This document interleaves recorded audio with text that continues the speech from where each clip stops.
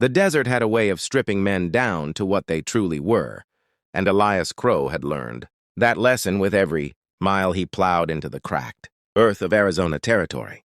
He was a lone farmer by necessity, not choice, a widower whose land sat on the edge of Apache territory, where the law thinned out and survival answered only to grit and silence. That evening, the sun bled into the horizon like a dying ember, and the wind carried a warning he couldn't name. His horses refused to settle. The coyotes went quiet. Then the ground itself seemed to breathe. They appeared without sound. 3 Apache women, tall as legends, broad-shouldered and powerful, their presence bending the night around them. They were not young girls. They were grown warriors, scarred by life, eyes sharp with intelligence and grief. The tallest stepped forward, her shadow swallowing the lantern light. She spoke English slowly, deliberately, as if each word carried weight older than the land itself. "You will sleep with me tonight?" Elias froze, not from desire, but from understanding that this was not a threat born of lust. It was command, yes, but also protection. Among the Apache, he knew, words were never wasted. He swallowed and met her gaze, realizing refusal here could mean death. Or worse, dishonor. She explained enemies were coming. White men with rifles. His farm sat in their path. To stay alone tonight was to die alone. Sleeping with her meant entering Apache protection, temporary, sacred binding. The other 2 women watched silently, like sentinels of fate. Elias nodded once. "I understand," he said, voice steady though his heart pounded. He packed nothing. A man crossing into another people's night carried only truth. Their camp lay hidden among red stone and mesquite. Fires burned low. Elders watched him with unreadable eyes. The giant woman Naya gave him a place by her fire. There was no touching, no indecency, only the sharing of warmth, of breath, of guarded trust. The desert wind howled outside the circle of firelight as danger crept closer. That night, gunshots cracked the darkness. Apache warriors moved like spirits. Elias realized then he had not been taken. He had been chosen, and when dawn came, nothing in his life would remain the same. Morning revealed truths night could only whisper. Elias woke alive, his farm still standing, smoke rising from distant hills where raiders had fallen back. Naya stood watching the sunrise, her expression carved from stone and sorrow. She told him her story then. Her people were being hunted, displaced, erased. Strength alone was no longer enough. They needed allies, men who stayed, not men who conquered. Sleeping beside her had marked him, not as a possession, but as someone who had shared risk without running. Among her people, that mattered more than blood. Elias returned to his land, but he was no longer alone. Apache riders watched from the ridges. Trade replaced fear. Protection replaced isolation. Over time, words replaced silence. Respect grew where suspicion once lived. Naya visited often. They spoke of land, of loss, of futures neither had imagined. Their bond was never crude or rushed. It was forged slowly, like steel under pressure. When the U.S. cavalry finally came months later, they found something they didn't expect. Unity, a farmer who refused to abandon his neighbors, a warrior woman who refused to bow, and a land that remembered both. Years later, old men would tell the story differently. Some said she commanded him. Others said she saved him. But those who knew the truth said this: the land remembered everything, even when men pretended it did not. And the weeks following that night settled into a fragile rhythm that felt too gentle. For a frontier soaked in blood, Elias worked his fields by dawn, his hands blistered and strong, the soil dark beneath his nails, while unseen eyes watched from the ridges. Apache scouts who never showed themselves yet were always there. The first time he realized it fully, a rattlesnake lay dead near his fence, its head crushed cleanly by a stone he had not thrown. He said nothing, only tipped his hat to the hills, and continued working, understanding now that protection did not always announce itself. Naya came rarely at first, always at dusk, always leaving before sunrise, her presence carrying both comfort and unease, because with her came the reminder that peace in this land was never permanent. They spoke little at the beginning, words unnecessary between 2 people who had already shared danger and silence. But over time, stories surfaced, hers of battles fought under moons red with smoke, of sisters lost to bullets and betrayal, of a childhood stolen by men who claimed progress while leaving graves behind. His of a wife buried beneath a cottonwood tree, of loneliness heavier than any rifle, of choosing to stay when every sensible man would have fled. There was no softness in their bond, no foolish promises, only a growing understanding that each recognized the other as someone who would not run when fear came knocking.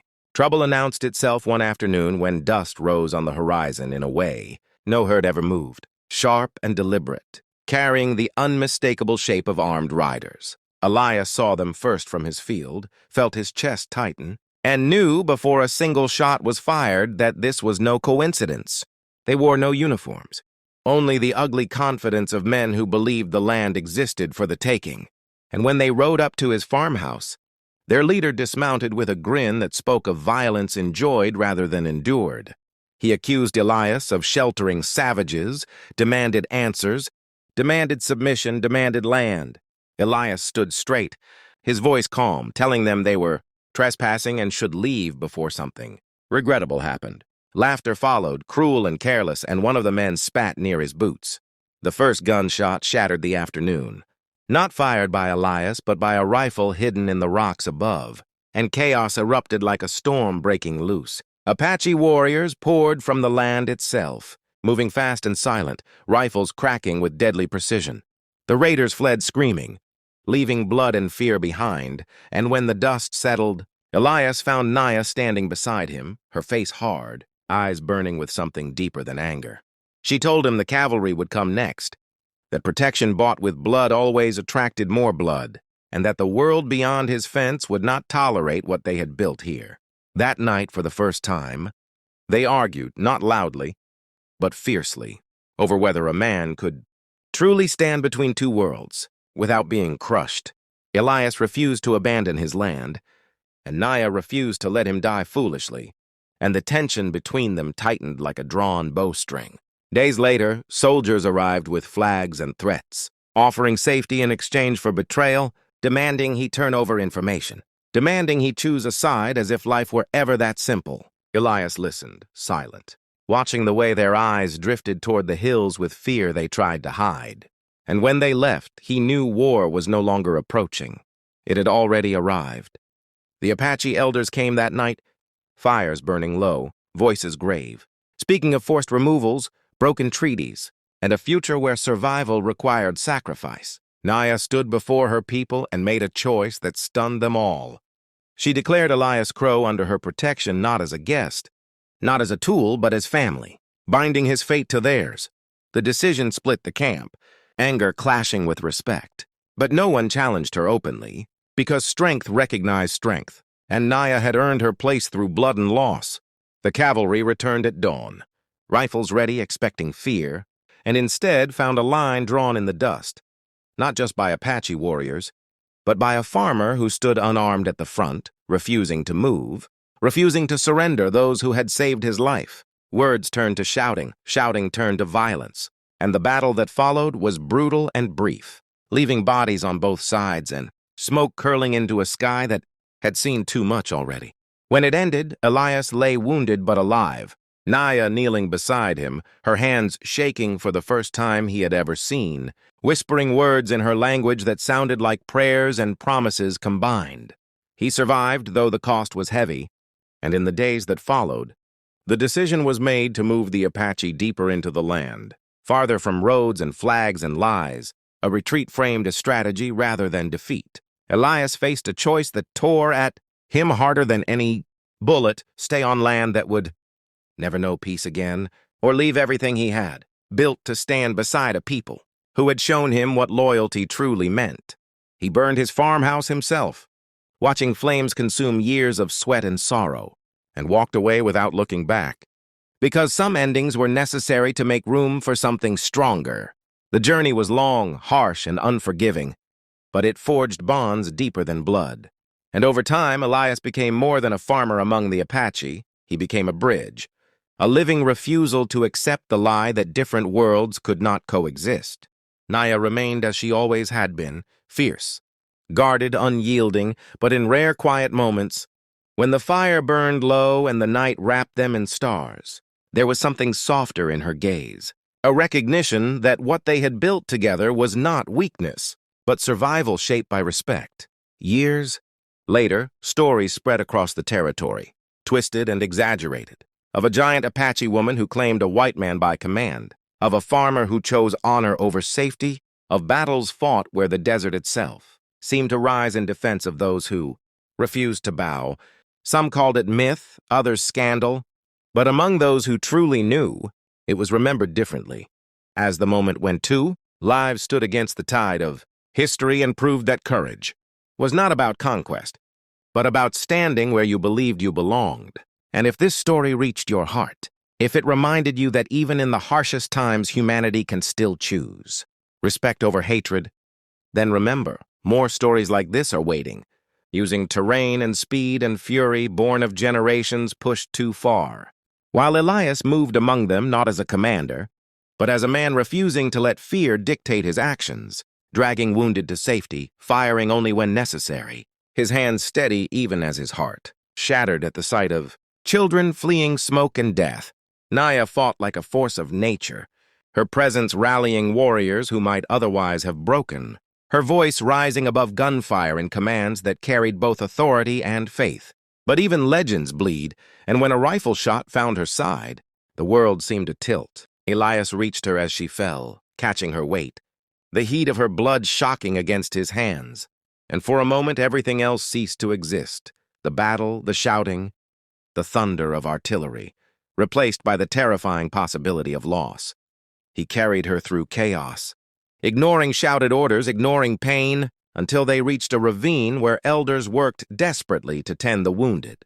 And as he held Naya's hand while they worked to save her life, he understood with brutal clarity that the choices he had made had led here, and that he would make them again without hesitation.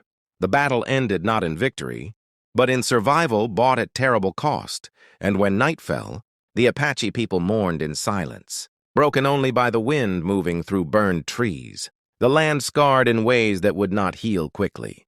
Naya survived, though the wound weakened her, and during her recovery, leadership fell temporarily to the council, decisions debated with urgency sharpened by fear. And it was then that the most difficult choice emerged, whether to scatter and vanish into legend, or to stand and force the world to see them as people, not obstacles.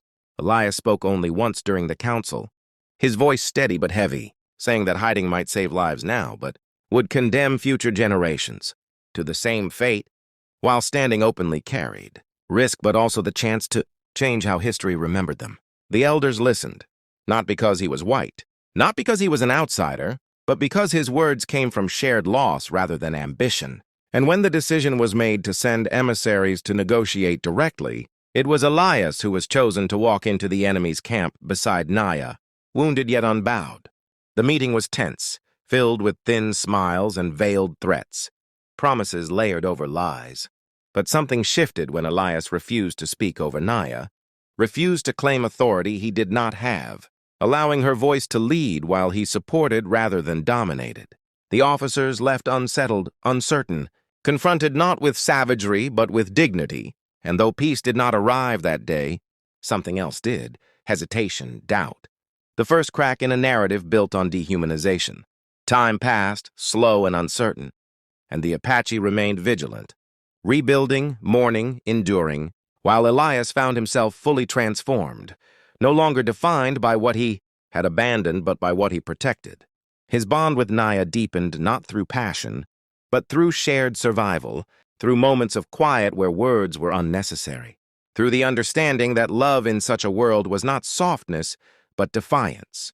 Stories spread beyond the territory, whispered in towns and camps, of a man who burned his own home to stand with those history had marked for removal, of a warrior woman who commanded respect without apology, of a place where the desert had not swallowed humanity but sharpened it.